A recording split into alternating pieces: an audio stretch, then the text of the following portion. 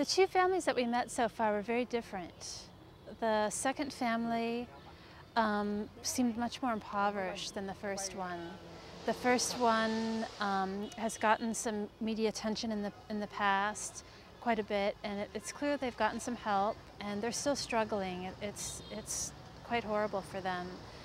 But there's a certain polishedness about them that I didn't sense in the second family.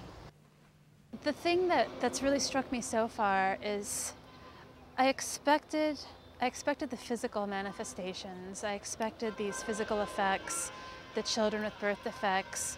But what meeting the families really drove home to me was just the psychological aspect of it, the way it changes families. The family that we met today, the mother talked about the father having trouble. His health is not good.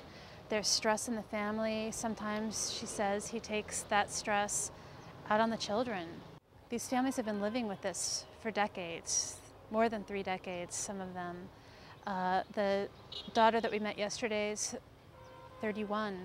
So for 31 years, they've been caring for this adult that's basically an infant and needs that kind of care. And they live with the knowledge that she's not going to get better. She's always going to need that care. The thing that became very clear to me meeting them in person was the psychological toll, the stress and the strain, and also the feeling of the senselessness of it. This was not inevitable. It didn't need to happen. This wasn't a bad gene or something that was beyond their control. There's a sense of the deliberateness of this. I've gotten the feeling that there's hard feelings towards Americans.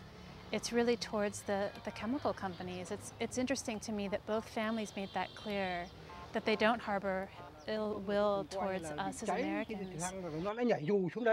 At first I was a little bit worried about telling them that I'm the daughter of a veteran and that my father was in one of those airplanes that they were trying to shoot down.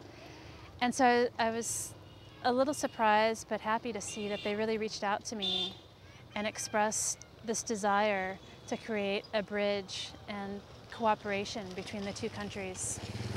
That was really satisfying to me because that's my desire as well.